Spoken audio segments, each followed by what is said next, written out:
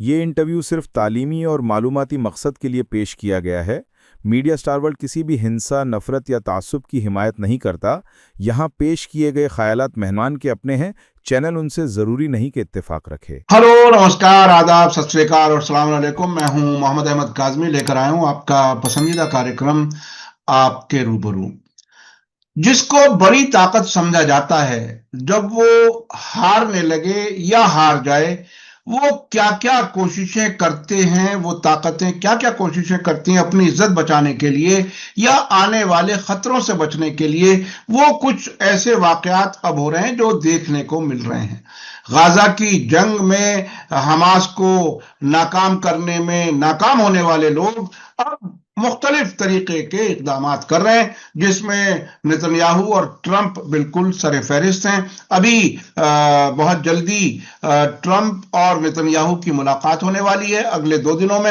और कहा यह जा रहा है कि ऊपर ऊपर तो ये खबरें आ रही हैं कि इख्तलाफ हैं दोनों के बीच, और खास तौर पर जो ट्रंप के सलाहकार हैं, अहम लोग हैं, वो नेतन्याहू के इन हरकतों से नाराज हैं कि वो आगे नहीं बढ़ने दे रहे जंगबंदी। लेकिन उसके साथ साथ एक और वाकया हुआ है। बाबल मंदब के एक तरफ यमन है, दूसरी तरफ जिबूती, सोमालिया और आगे जाकर के मिस्र वगैरह है। यहां सोमालिया से एक अलग इलाका बनाया गया था, सोमालीलैंड, जिसको दुनिया ने अभी तक तस्लीम नहीं किया था। अब इजराइल और सोमालीलैंड ने दोनों ने आपस में एक दूसरे को तस्लीम कर लिया है। क्या ये हूथियों को कमजोर करने के लिए वहां इजरायली बेस बनाने की कोई तैयारी है? ये हम समझने की कोशिश करेंगे। आज हमारे खास मेहमान हैं आफ्ताब कमाल पाशा साहब, जो जेएनयू में मिडिल ईस्ट स्टडीज के सरबराह रह चुके हैं, डिप्लोमेट रह चुके हैं, इस इलाके को बहुत अच्छी तरह जानते हैं, साल में कई बार उस इलाके में सफर करते हैं, चीजों को बहुत नजदीक से जानते हैं। पाशा साहब, वेलकम है आपका। मीडिया स्टार वर्ल्ड को आप वक्त दे देते हैं, उसके लिए बहुत बहुत शुक्रिया। क्या कुछ है, क्या तमन्ना है अमेरिका और इजराइल की? कैसे एक्सिस ऑफ रेजिस्टेंस से जान छुड़ाई जाए? कैसे ईरान की, अब तो यह कहा जा सकता है कि ईरान की धमकियों से कैसे जान बचाई जाए? क्या कुछ है हालात, क्या लगता है आपको ग्राउंड जीरो पर? जी, काफी इंटरेस्टिंग डेवलपमेंट्स हो रहे हैं इस खिते में। वेस्ट एशिया या खाड़ी का रीजन जिसको कहा जाता है भारत के नजरिए से, तो वहाँ आगे आपने जैसा बताया, गाजा की latest cease fire second phase शुरू होने वाला है। और इत्तला ये आ रही है कि 1 जनवरी से जो है, पहले ही हफ्ते में दूसरे फेज के मरहले में बातचीत शुरू होगी। उसमें मिस्र, कतार, टर्की वगैरह देश शामिल हैं। इसमें अमेरिका भी उसके नेतृत्व करता है। तो देखना होगा कि क्या कुछ होता है, क्योंकि पहले फेज में तो 99% हमास और जो बंधक बनाए गए थे उनको लौटा दिया गया है। एक की अभी शब बाकी है, वो खोज रहे हैं अभी, एक सिपाही जो मर गया था वहां। तो इसको छोड़ के, लेकिन इजराइल की तरफ से लगातार सीज फायर का उल्लंघन हो रहा है। जैसा कि आपको पता है, तकरीबन 1000 वायलेशंस हुए हैं अभी तक, जिसमें 300 से ज्यादा फलस्तीनी जान बहक हो गए हैं और हजारों के जख्मी भी हुए हैं। और वहाँ जो ह्यूमैनिटेरियन एड जाना था, जो 500-600 ट्रक हर दिन की बात हो रही थी जब सीज फायर एक्सेप्ट हुआ, तो उससे कहीं कम ट्रक जो है इजराइल से या गाजा से मिस्र से गाजा आ रहे हैं। तो अभी भी वहाँ खाने की किल्लत है। हालांकि कमर्शियल तौर पे काफी ट्रक ला रहे हैं, जो कि वहाँ के लोग, फलस्तीनियों के पास पैसे नहीं हैं, वो खरीद नहीं पाते इतना महंगा खाना और दूसरे जरूरियात अशिया। तो बेसिक जो है उनका रहना, खाना पीना अभी भी मुश्किल से गुजर रहा है। और उसके ऊपर बारिश भी, तेज हवाएं और सर्दी का माहौल जो है और उनकी जिंदगी में दुश्वारियां लाया है। तो बहरहाल फ़लस्तीनी जो है इनको कोई नई बात नहीं है, इतने मुश्किलात से वो गुज़र रहे हैं। तो ऊपर वाले से उनकी यही दुआ है कि इस मरहले से भी वो सक्सेसफुल गुज़र जाएँ। लेकिन जो दूसरा फ़ेज़ की बात है, उसमें ये अ, स्टेबलाइज़ेशन फ़ोर्स और एडमिनिस्ट्रेशन और पैलेस्टीनियन सिक्योरिटी फ़ोर्स और इज़राइल का विथड्रॉल उसमें शामिल है। और इज़राइल आपको पता है कि वहाँ की एक्सट्रीमिस्ट गवर्नमेंट कोई ना कोई बहाना ढूँढ के इससे अलग होना चाहते हैं और वहाँ के डिफेंस मिनिस्टर ने इज़राइल काट्स ने कहा है कि वहाँ नॉर्दर्न शुमाली गाज़ा में सेटलमेंट्स बनाएँगे और इसका विरोध यूरोपियन यूनियन के कई देश और दूसरे देश भी इसकी मुखालफत किए हैं और मिस्र ने भी बड़े सख्त अल्फाज में इसका खंडन किया है और दूसरे मलहों पे भी जिस तरीके से इजराइल देखिए इजराइल मिस्र की डबल पॉलिसी एक तो वो अरबों डॉलर का गैस एग्रीमेंट साइन करते हैं और दूसरी तरफ दिखावे के लिए उनके लोगों को और दूसरी दुनिया को ये खंडन करते हैं इजराइल का ये सभी को पता चल गया है डबल पॉलिसी तो देखना होगा कि आगे चल के लेकिन ये ट्रंप का मुसम्मम इरादा है कि किसी न किसी तरह जो कमिटमेंट दिए थे इन अरब मुसलमान देशों को मुस्लिम देशों को उस पे वो बातचीत शुरू करना चाहते हैं देखना होगा कि किस तवील अरसे तक बातचीत होगी इसका नतीजा क्या होगा और कौन कौन देश इस स्टेबलाइजेशन फोर्स में शामिल होंगे यूरोपियन या अरब इस्लामिक देश वगैरह वगैरह तो ये एक बात हुई दूसरी इसी से जुड़ी हुई ये है कि नेतन्याहू अब 2 दिन में अमेरिका जाने वाले हैं और ट्रम्प से मिलने वाले हैं और कहा यह जा रहा है कि वो नया एक प्रपोजल लेके ईरान के ऊपर हमला करने की बात कर रहे हैं इसमें 3 चीजें हैं एक तो पुराना जो अमेरिका और इजराइल का कोऑपरेशन हुआ जून में जो 12 दिन की जंग हुई तो उसमें तो पता चल गया कि आयरन डोम और डेविड स्लिंग और दूसरे एयर डिफेंस सिस्टम नाकाम रहे और ईरान के मिसाइल लगातार बरसते रहे बारिश की तरह वहाँ काफी बर्बादी हुई तो ये साइकोलॉजिकल वॉर ईरान और इसराइल के बीच में चल रहा है और धीरे धीरे अमेरिका भी जो है अपने हथियार और गोला बारूद और हवाई जहाज इस क्षेत्र में मुंतकिल कर रहा है और बहरी बेड़ा भी मजबूत कर रहा है और टर्की और अजरबैजान और पाकिस्तान से भी बातचीत हो रही है अगर खाड़ी के देश वहाँ उनके अड्डे मना करते हैं इस्तेमाल करने के लिए तो इन तीनों देशों के जो आसपास हैं ईरान के वहाँ के हवाई स्पेस इस्तेमाल कर सके होंगे लेकिन जो हिडन एजेंडा है वो अब खुल के आ रहा है आईएईए चीफ के जरिए उन्होंने कहा है कि जो एनरिच यूरेनियम का जखीरा था 400 किलोग्राम से ज्यादा वो ईरान कहीं और मुंतकिल नहीं किया है लेकिन ये 3 जगहों पे जो पहले था नतांस फर्दो और इस्फहान तो वहीं जमीन में है और हो सकता है कुछ थोड़ा बहुत यहाँ वहाँ मुंतकिल करे होंगे लेकिन हम उनके मुताबिक ग्रॉसी के मुताबिक अभी इन 3 जगहों पे ही ये एनरिच यूरेनियम है जो 60% के लिए ईरान पहले कर चुका था हालांकि उस बमबारी में अमेरिका और इसराइल की सेंट्रीफ्यूज मशीनरी वो काफी नुकसान हुआ उनको बोल के रिपोर्ट में बताए और ये भी बताएं कि अगर ईरान बातचीत पे आमादा नहीं होता है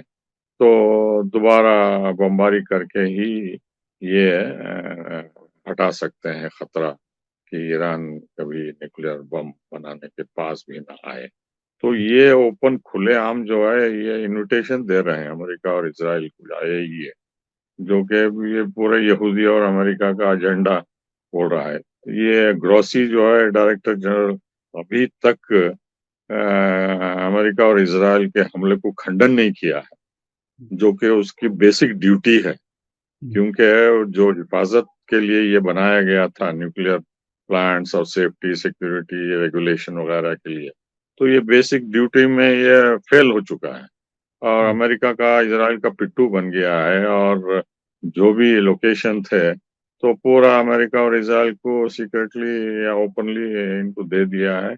और ईरानियन को अब रिग्रेट हो रहा है कि उन्होंने ये इतने बारीकी से क्यों इसको ओपन एक्सेस दिए, बल्कि अब तो उसको रिस्ट्रिक्ट कर दिए हैं।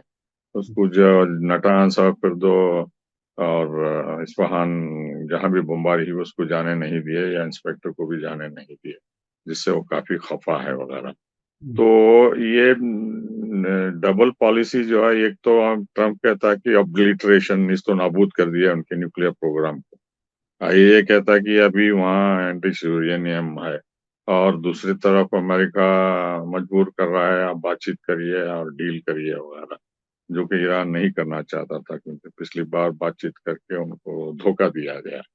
तो ये वॉर ऑफ वर्ड्स चल रहा है। और इजराइल नेतन्याहू के जरिए से जो भी खबर आ रही है, वो चाहते हैं कि बड़े पैमाने पे भारी बमबारी हो, जिससे बेसिक इंफ्रास्ट्रक्चर ईरान का खत्म कर दिया जाए, चाहे वो gas pipelines, oil pipelines, refineries, missile factories और दूसरा इंफ्रास्ट्रक्चर, और पॉलिटिकल लीडरशिप को भी जैसा लेबनान में उन्होंने किया उस तरीके से करने का। लेकिन अमेरिका जानता है कि अगर इस तरीके से करते हैं तो मुंहतोड़ जवाब ईरान भी दे सकता है। और उसमें दो नए पहलू जुड़ गए हैं। एक तो कम से कम 100 बख्तर गाड़ियां रशिया ने दिया है सीक्रेटली, जो कि कोई भी हमले से बच सकता है ये, और इसमें ट्रूप्स इधर से उधर जाके अपना जो भी काम करना है वो कर सकते हैं, बल्कि ये काफी मजबूत हैं। और किसी को चीन को भी ये गाड़ियां नहीं दिया है बोल के खबरें आ रही हैं। इतने मजबूत हैं ये, आर्मर प्लेटेड और हेवी ड्यूटी ट्रक्स की तरह हैं, आर्मर्ड पर्सनल कैरियर की तरह। तो ये बहुत नई बात है। और पता नहीं और सीक्रेटली क्या क्या हथियार ईरान को मुंतकिल कर रहे हैं। और उससे जुड़ी हुई बात यह है कि जो भी ईरान के जहाज तेल हो या जो केमिकल्स मिसाइल्स के लिए ला रहे थे ईरान से, चाइना से, उसको अमेरिका और दूसरे मुल्कों, वेस्टर्न कंट्रीज जब्त कर लिए हैं। उसके बदले में जो है ईरान पिछले 3-4 महीने से 3 टैंकर्स जो अमेरिका के रिलेटेड हैं उसको कब्जा कर लिया स्ट्रेट ऑफ हॉर्मुज में। तो ये टिट फॉर टैट चल रहा है। और अमेरिका को भी पता चल गया कि वहाँ रूसी बेड़ा वेनेजुएला के पास है और इतना आसान नहीं है। और चीन भी वहाँ हथियार पहुंचा है और ईरानियन टैंकर्स भी वहाँ पहुंचे हैं। अगर वहाँ अमेरिका एक टैंकर वेनेजुएला का या ईरान का पकड़ लेते हैं, तो खाड़ी में हम बहुत आसानी से ईरान भी कर रहे हैं। तो ये टिट फॉर टैट हो रहा है, और किस हद तक कौन कहाँ तक पहुंचता है देखना होगा आगे चल के, क्योंकि ये कम होने वाला नहीं है। ईरान बता रहा है कि अगर आप हमें छेड़ेंगे तो हम भी जवाबी हमला फौरन करेंगे। तो इसमें बैकिंग चाइना की भी है, रशिया की भी है और नॉर्थ कोरिया के भी है, और उनके बलबूते पे भी ये काम कर रहे हैं। और ये साइकोलॉजिकल वॉर से दोनों डॉग फाइट में मुलविस हैं। जी। ये बहुत ही आपने जिस तरह से पूरे सिनेरियो को बताया है वो बहुत ही अहम है। मैंने इसीलिए बीच में कोई सवाल नहीं किया, लेकिन मैं अब इसी में से एक बड़ा कंट्राडिक्शन, हालांकि इनके यहाँ वो दोगलापन और सारी चीजें, जैसा कि आपने मिस्र के बारे में बताई कि वो एक तरफ तो गैस डील कर रहा है, दूसरी तरफ इसकी मुखालिफत कर रहा है इंटरनेशनल स्टेबलाइजेशन फोर्स की। इसी तरह से अमेरिका एक तरफ उनके जो विटकॉफ हैं और जेरेड कुशनर हैं या मार्को रूबियो हैं, वो नाराजगी जाहिर कर रहे हैं कि नेतन्याहू हमास के साथ जंगबंदी वाले मरहले को आगे बढ़ाने से रोक रहे हैं। दूसरी तरफ ईरान के खिलाफ हमले की भी तैयारी में ईरान के खिलाफ अमेरिका तैयार नजर आ रहा है, जो अब तक के इशारे हैं। और वो ये बाकायदा रिपोर्टिंग हुई है कि वो प्लान बाकायदा पेश करेंगे कि ईरान के खिलाफ हमला किया जाए। क्या अब जून 2012 के तजर्बे के बाद और रूस और चीन के जरिए जंगी जहाज और एयर डिफेंस सिस्टम और आपने आर्मर्ड व्हीकल्स का जिक्र किया, ये सब आने के बाद भी क्या, और उस तजर्बे के बाद जो इजराइल की तबाही हुई है जिसको अब तक बहुत सी चीजें छुपाई जा रही हैं, उसके बाद भी ये कोई हिम्मत कर पाएंगे ईरान के खिलाफ वाकई किसी हमले की, या जिस तरह से 40 साल से 45 साल से जो ईरान के खिलाफ हमेशा धमकियां दी जाती रही हैं, ईरान उसे उसी तरह से समझेगा? क्या क्या लगता है ग्राउंड पर, क्या लगता है, क्या वाकई जंग शुरू हो पाएगी? देखिए, ये कहना मुश्किल है कि जंग कब और कैसे शुरू होगी, लेकिन मेरे ख्याल से अगर फौरन नहीं हुई तो कुछ अरसे बाद भी होने का अंदेशा है, क्योंकि जिस तरीके से तैयारी हो रही है दोनों तरफ से, ईरान अलग थलग देश नहीं है। हालांकि उसके पास काबिलियत है मिसाइल्स की, और उनका एयर डिफेंस भी काफी मजबूत हुआ बोल के रिपोर्ट्स आ रही हैं, और रूस और चीन भी उनकी हर मुमकिन मदद कर रहे हैं, नॉर्थ कोरिया भी। लेकिन उनके जो दुश्मन हैं इजराइल और अमेरिका और उसके पीछे बरतानिया वगैरह, ये कोई कमजोर नहीं है, उनकी भी काफी ताकत है, और हम देख चुके हैं जून में कि किस हद तक वो जा सकते हैं डायरेक्टली, या उनके अड्डे जो खाड़ी के देशों में हैं। तो हमें अंडर एस्टिमेट नहीं करना चाहिए, लेकिन जो खदशा है, ये हमें मान के चलना होगा कि किसी भी तरह नेतन्याहू जो है हमास या गाजा से वर्ल्ड पब्लिक ओपिनियन को डाइवर्ट करने की कोशिश कर रहा है। लेबनान में कभी बमबारी करता है, सीरिया में बमबारी करता है, और हुतियों के ऊपर भी बमबारी करने की कोशिश कर रहा है, और सोमालीलैंड को तस्लीम करके वहां भी अड्डे बनाने की कोशिश कर रहे हैं, ताकि बाबर मंडप के पास कोई भी नाकाबंदी ना हो, जिससे उनका पोर्ट इलात पूरा तरह से तबाह हो गया, अभी भी ओपन नहीं हुआ, और हैफा पे भी काफी असर हुआ, और ट्रेड और उनके कॉन्टैक्ट्स एशिया अफ्रीका से।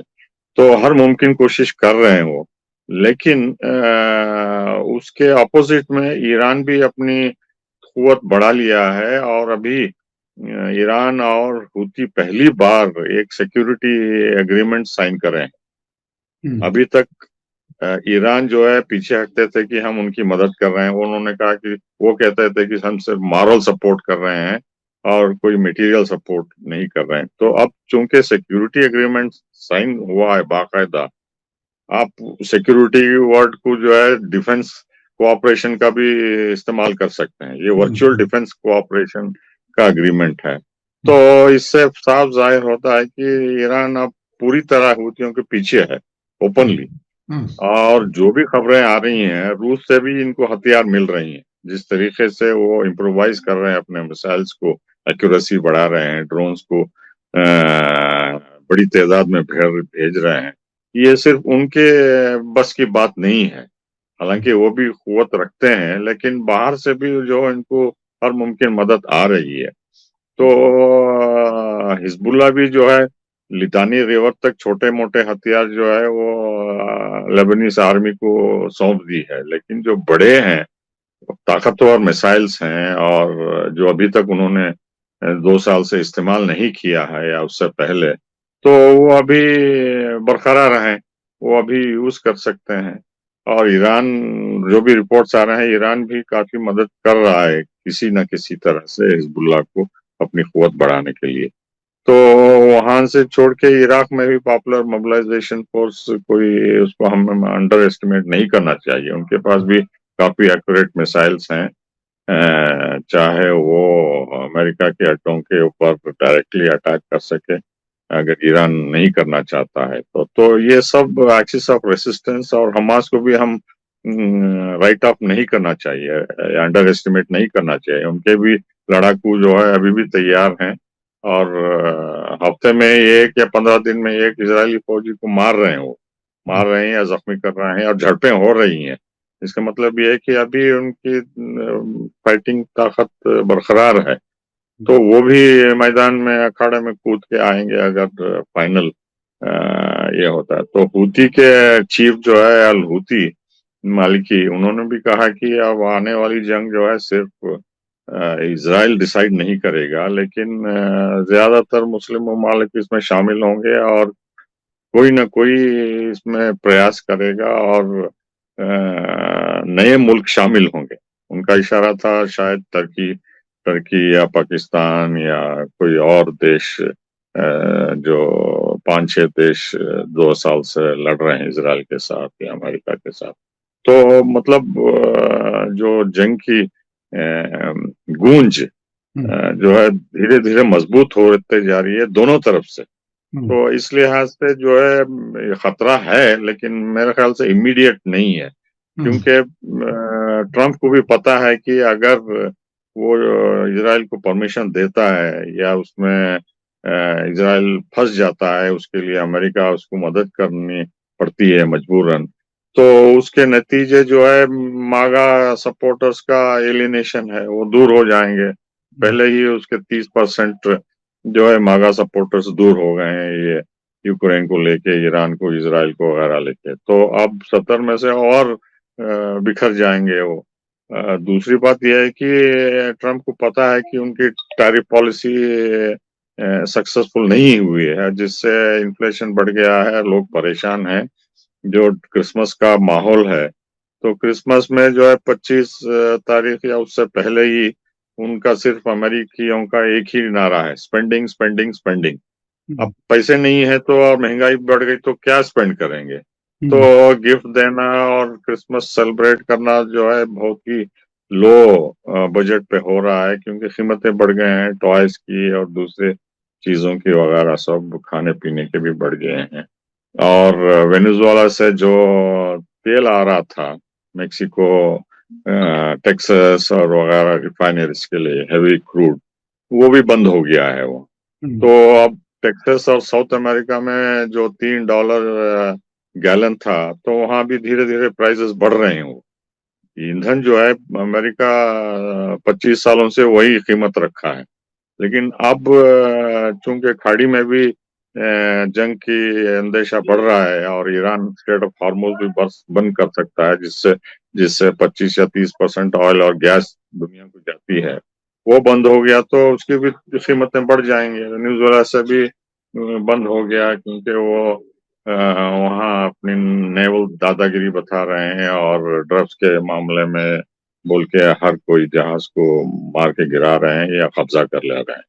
तो अमेरिका पे भी बहुत संगीन नताइज होंगे या अगर ट्रंप ईरान के खिलाफ इजराइल के बिहाफ में शामिल हो जाता है। तो इकोनॉमिकली जो है, जो संकट से अमेरिका गुजर रहा है, उसके और खराब नतीजे होंगे और वहाँ के लोग जो है बहुत सफर करेंगे। और यूरोप के अलावा, यूरोप के तो रूस के तेल और गैस से परेशान हैं, क्योंकि महंगा गैस और तेल अमेरिका से खरीद रहे हैं और बिजली पानी वगैरह के रेट्स बढ़ गए हैं, इन्फ्लेशन भी बढ़ गया है। तो ये जो है टग ऑफ वॉर बन रहा है दो ग्रुप्स के बीच में, चाइना, रशिया, ब्रिक्स, ईरान और अमेरिका और इजराइल और नाटो के बीच में। नाटो भी बिखर गया है, 9 देश जो है सैंक्शंस हटाओ बोल रहे हैं रूस के ऊपर और इजराइल को सपोर्ट नहीं कर रहे हैं वगैरह बोल के, तो वो भी बिखर गए हैं। और यूक्रेन को भी लेके डिवीजन हो गया है नाटो में, यूरोपियन कंट्रीज में। तो जिस लीडरशिप की उम्मीद थी यूरोप से, वो खत्म हो चुकी है। अगर ट्रंप इजराइल के या एप्स्टीन फाइल के जरिए दबाव में नेतन्याहू को सपोर्ट करते हैं, तो मागा बेस भी धीरे धीरे बिखर जाएगा। और जिस सक्सेस की उम्मीद है ईरान के ऊपर हमला करके वहां रेजिम का चेंज करने की, मेरे ख्याल से उनकी उम्मीद जो है पानी में मिट जाएगी। होने और नहीं देंगे ये ईरान। आपने ये जो स्टेट ऑफ हॉर्मोज को याद दिलाया कि अगर जंग हुई ईरान के खिलाफ, तो ईरान वो कदम उठा सकता है जिससे दुनिया का तकरीबन 30% ऑयल की सप्लाई रुक जाएगी। इधर ये बाबुल मंदब जो है वो भी ईरान का नजरिया रखने वाले हूथी अंसारुल्लाह के हाथ में है। वो भी अगर पहले की तरह से कुछ बंद हुआ तो एक तरह से पूरी दुनिया का गला घोटने का इंतजाम ईरान और ईरान जैसी फोर्सेस के हाथ में है। ये बात बहुत ही खुल करके आ चुकी है। ये 2 साल की जंग के दौरान हमने देखा क्या हाल हुआ है। जहाजों को साउथ अफ्रीका से गुजारना पड़ा, बड़ा ज्यादा खर्चा देना पड़ा। अच्छा, मैं अब ये थोड़ा सा समझना चाहता हूं कि इतने तमाम खतरात के बाद भी अमेरिका ये कई मामलात पर तो इजराइल के बिल्कुल खिलाफ नजर आता है। यानी बहुत ही कमाल की चीज है, अमेरिकन एलाइज सऊदी अरब और यूएई जब यमन में लड़ते हैं तो उनको सब्र की तलकीन करते हैं मार्को रूबियो। जब ये सऊदी अरब और यूएई सूडान में एक दूसरे के खिलाफ या ग्रुप्स को मदद करते हैं, वहां भी ऐसा लगता है कि शायद ये कोई जंगबंदी या हालात को कंट्रोल करने की बात करते हो। सोमालीलैंड को जो रिकॉग्नाइज किया है इसराइल ने, ट्रंप से पूछा गया कि, तो ट्रंप ने कहा कि नहीं, हम ऐसा नहीं करेंगे, और बल्कि मीडिया से कहा कि तुम में से क्या कोई जानता है सोमालीलैंड कहां है। यानी उन्होंने इस बात की हकीकत से भी इनकार कर दिया कि सोमालीलैंड कोई जगह है, कोई इंपॉर्टेंट जगह है। तो ये जो बीच बीच में कंट्रास्ट नजर आते हैं, क्या ये रियल हैं या ट्रंप के एपॉलिटिकल होने की वजह है कि वो फौरन कुछ भी बोल देते हैं और फिर बाद में उसको समेटना वहां के अफसरों के लिए, विदेश मंत्री के लिए मुश्किल हो जाता है? क्या ऐसी सूरत हाल है या ये जानबूझ करके ऐसा कुछ करते हैं?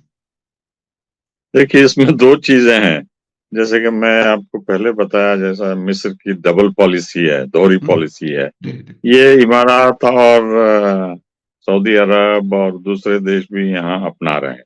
ये इजराइल से सीखे हैं, कुछ बोलते हैं कुछ करते हैं। और अमेरिका भी यही कर रहा है, ट्रंप भी यही कर रहा है कि हम ईरान से बातचीत करेंगे लेकिन दूसरे मरहले में छुरा भोगते हैं, बमबारी करते हैं। तो ये डबल पॉलिसी इसलिए हो रही है कि 2 साल से जो नरसंहार हुआ गाजा में, इससे पूरी दुनिया जो है इजराइल के खिलाफ, अमेरिका के खिलाफ उठ खड़ी हुई है। और ये जो पिट्टू अरब देशों के लीडर्स हैं, उनके दिल में भी डर बैठ गया कि ये दूसरा अरब स्प्रिंग से भी खतरनाक है ये गाजा में जो भी हुआ। तो वो किसी ना किसी तरह अरब स्प्रिंग से बच गए। वहां के लीडरों को, मुबारक को हटा के, गद्दाफी को मार के, ज़ैनुल आबिदीन को पनाह दे के, या बशर अल असद को हटा के, या अली अब्दुल्ला साले को हटा के, मार के वगैरह सब। लेकिन गाजा के नताए जो है ये बहुत देर तक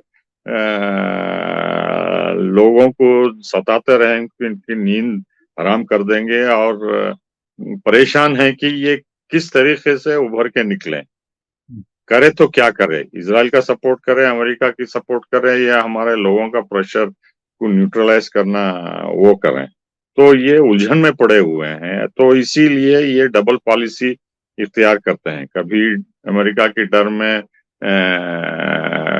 इजराइल को सपोर्ट करते हैं, और जब ईरान ताकतवर नजर आता है तो वो ईरान के इन्फ्लुएंस में आके दूसरा काम करते हैं। लेकिन जो भी कर रहे हैं, जैसा कि अल हूती ने कहा कि कुछ इस्लामी लीडर्स हैं, अरब लीडर्स हैं, जो अंदर से ही इस्लामी यूनिटी को कमजोर करना चाहते हैं। जैसा सूडान को सिविल वॉर में ये करना, सीरिया में करना, और यमन पे भी डबल पॉलिसी यूएई की और सऊदी अरेबिया की होती है, और लिबिया में भी दो गवर्नमेंट्स, एक बेंगाजी में, एक ट्रिपोली में करने के लिए वगैरह। तो मेरा कहने का मतलब है कि ये डबल पॉलिसी जो है, अब लोगों को पता चल गया कि असलियत क्या है, सऊदी अरेबिया की असलियत क्या है। ये मोहम्मद बिन सलमान अमेरिका जाके उन्होंने क्या कहा और क्या रियलिटी है, और कैसा गाजा में कशमकश चल रही है। वहाँ जो वादा किया गया था उनको राहत मिलने की, कहाँ मिला है राहत वहाँ? और लोग परेशान हैं, ना उनको टेंट है, ना उनको रहने की जगह अच्छे से महफूज है। बच्चे अभी भी ठंड से, बारिश से और खाने की भूख से, मेडिकल सप्लाई से मर रहे हैं। तो ये सीज फायर एग्रीमेंट से दिखावे के लिए था, जिसमें टर्की भी शामिल था, मिस्र भी, कतार भी, वगैरह वगैरह सब। तो अब स्टेबलाइजेशन फोर्स के ऊपर भी जो है कोई यूनानिमिटी नहीं है। टर्की को लेके इजराइल अपोज कर रहा है, मिस्र कह रहा है कि राफा बॉर्डर ओपन करना है, आने जाने वाले को 1,10,000 जो फलस्तीनी इलाज के लिए गए थे, उनके माँ बाप भी उनके साथ जो गए थे, उनको वापस लौटने इजराइल मना कर रहा है। तो इतनी बड़ी तादाद में लोग वहां बॉर्डर के पास इंतजार कर रहे हैं, और कम से कम 1,25,000 जो है लोग जख्मी हैं, जो इमीडिएट ट्रीटमेंट के लिए जाना चाहते हैं रफा बॉर्डर से, जो कि बंद पड़ा है। सीज फायर के तहत उसको खोलना चाहिए था, और हर हफ्ते इतने मरीज इलाज के लिए जाएंगे बोल के। तो ये फर्स्ट फेज जो है कुछ खास अचीवमेंट्स नहीं हुआ, जिसके बारे में इन लोगों को पता है, सीसी को, एमबीएस को, एमबीजेड को, एर्दोगान को वगैरह। लेकिन फिर भी जो है ये बताना चाहते हैं कि हम इजराइल के खिलाफ हैं, वगैरह वगैरह बोल के। तो ये डबल पॉलिसी जो है हमको लेके चलना होगा कि ये लोगों को गुमराह करने के लिए है, और ये अमेरिका और इजराइल से सीख के ये भी अपना रहे हैं, और लोग चौकन्ना हो गए हैं, स्मार्ट हैं कि ये उनकी गुमराही जो है कामयाब नहीं होगी। यानी झूठ के सहारे पर अपनी हुकूमतें बाकी रखने की कोशिश है, जालिमों के साथ अपना जो साथ देने का जो कलंक है उसको छुपाने की कोशिश है। कभी कभी कह देते हैं इजराइल के खिलाफ कोई बयान दे देते हैं, लेकिन बंद कमरों में तकरीबन वही होता है जो इजराइल और अमेरिका चाहते हैं। अच्छा, मैं अब आपने एक बहुत ही अहम बात आज बताई है कि हिजबुल्लाह ने लितानी रिवर के साउथ में कुछ छोटे हथियार सरेंडर कर दिए हैं। ये पहली खबर, आपने ब्रेकिंग खबर आज आपके इस प्रोग्राम में आपकी तरफ से आई। अच्छा, मैं अब ये समझना चाहता हूं कि ये तमाम जो तब्दीलियां हो रही हैं, इस बीच में लीबिया के फौज के सरबराह का एयर क्रैश में मारा जाना, जो तुर्की से वापस आ रहे थे, ऑफिशियल टूर पर गए थे। कभी ऐसे हाई रैंकिंग ऑफिशियल विजिट वाले हवाई जहाज में इलेक्ट्रिकल फेलियर बताया जा रहा है। आपको क्या यकीन आ रहा है इस पर? नहीं, ये कुछ सबटाज लग रहा है ये कोई, क्योंकि जब वो अंकारा एयरपोर्ट से उड़ा 7 मिनट में ही जो है इतना बड़ा शोला हुआ आसमान में, जो लोगों के वहां कहना है कि एक्सप्लोजन हुआ। उसका मतलब ये है कि बम रखा गया था, और वो एक्सप्लोड हो गई, और वो कांटेक्ट एयरपोर्ट को कर नहीं सका कि इमरजेंसी लैंडिंग होना है। तो उसका पूरा एयर कांटेक्ट जो है टूट गया वो। तो ये सोची समझी साजिश है, और नुक्ता ये हो रहा है कि चूंकि तुर्की खलीफा हफ्तार को सपोर्ट करता है वहाँ ये बेंगाजी में, और United Nations recognised Tripoli government वहाँ प्रयास कर रहे हैं कि नॉर्मल सी लाने के लिए। तो कुछ सस्पिशन लगता है कि ये जानबूझ के हत्या की गई थी, क्योंकि वो इतना कोऑपरेट करने तैयार नहीं थे। बहुत इंपॉर्टेंट मिलिट्री लीडर थे और उनके असिस्टेंट्स वगैरह सब। तो आपको याद होगा कि एक लिबिया की प्लेन मिस्र से वापस लौट रही थी इसी मिलिट्री ऑफिसर्स के जरिए, तो वो सिनाई में भटक गई थी और इजराइल ने उसको मार गिराया था। कहा जाता है कि उसमें कई लिबिया के मिलिट्री लीडर्स शामिल थे, और बाद में बताया गया कि सदात को बताया गया था कि ये ऐसा होने वाला है और इजराइल मार के गिराने वाला है। और इजिप्ट एयर का भी प्लेन अमेरिका से मिस्र आ रहा था, जिसमें तकरीबन 80 highly trend Egyptian officers America के नेवल, एयर और आर्मी कॉलेजेस में आ रहे थे लौट के, जो कि आधुनिक हथियार में ट्रेनिंग दी गई थी। इजराइल को पता था, वो इजिप्ट एयर की प्लेन अटलांटिक में उड़ा दिए। तो ये जो है जानबूझ के ये सब मिलिट्री लीडर्स को खत्म किया जाता है। तो ये मामूली घटना नहीं है, इसके काफी इम्प्लीकेशंस होंगे, क्योंकि जो कोशिशें हो रही हैं यूनिटी लाने में लिबिया में, तो उसके नताइज जो है सभी को भुगतना होगा, हम्म अमेरिका को, तुर्की को और दूसरे देश जो जो तेल लूट रहे हैं वहाँ कम कीमत में दोनों तरफ से, तो दोनों तरफ वो मारे जाएंगे। वो जिस तरीके से वो सीरिया का तेल और गैस लूट रहे हैं, अमेरिका और इजराइल को जा रहा है वगैरह। तो हम्म ये हादिसे जो है करवाए जाते हैं मेरे ख्याल से। हम्म और जिस तरीके से धमाका हुआ वो क्लियर है कि ये बम रखा गया था उसमें, और ग्राउंड स्टाफ का इन्वॉल्वमेंट हो सकता है। पता नहीं अब इंक्वायरी में उनकी क्या निकल के आएगी, सच निकलेगा या ऐसे ही कवर अप कर देंगे वगैरह। लेकिन नीडल ऑफ सस्पिशन टर्की पे भी है। तुर्की इसमें शामिल हो सकता है, क्योंकि ये भी बताया जा रहा है कि ये जो अल हद्दाद थे, मोहम्मद अली अहमद अल हद्दाद, जो फौज के सरबराह थे, वो इत्तेहाद की कोशिशें कर रहे थे। और 3 दिन की जो मुलाकातें ऑफिशियल रही होंगी, जरूर उन्हें इन्होंने समझ लिया होगा कि ये क्या वाकईन बिल्कुल कोई कॉम्प्रोमाइज करने वाले नहीं है लीबिया के इंटरेस्ट पर। तो ये चीजें ऐसी होती हैं नहीं, जिसमें वो जी 3 दिन की ऑफिशियल विजिट थी, लेकिन उन्होंने एक ही दिन में खत्म करके वो जल्दी वापस आ गए। इसका मतलब है हम्म, कि वहाँ टॉक्स फेल हो गए।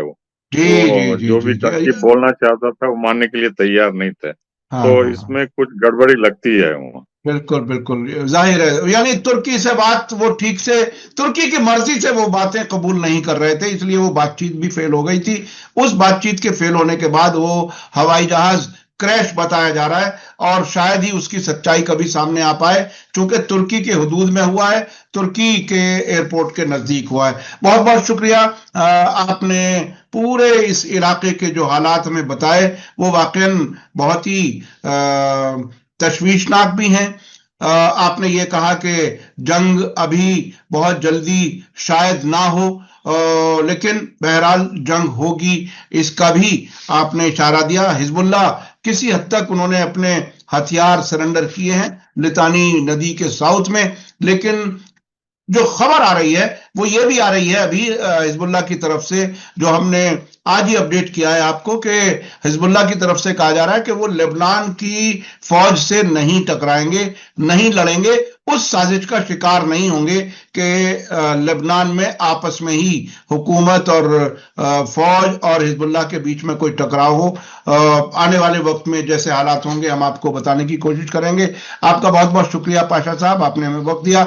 इसी के साथ मैं अपने दर्शकों से कहना चाहूंगा, आज का वीडियो आपको कैसा लगा कमेंट्स में जरूर लिखें, और ज्यादा से ज्यादा लोगों तक शेयर करें। इसी के साथ मुझे दीजिए इजाजत। धन्यवाद, शुक्रिया, जय भारत, जय हिंद। हमारे चैनल मीडिया स्टार वर्ल्ड को सब्सक्राइब कीजिए और बेल आइकॉन दबाइए ताकि हमारी हर नई वीडियो का नोटिफिकेशन आपको सीधे मिलता रहे। अगर आपको हमारी खबरें पसंद आती हैं तो उन्हें अपने व्हाट्सएप, इंस्टाग्राम, फेसबुक और ट्विटर अकाउंट्स पर शेयर करना ना भूलिए ताकि और लोग भी हकीकत से वाकिफ हो सकें।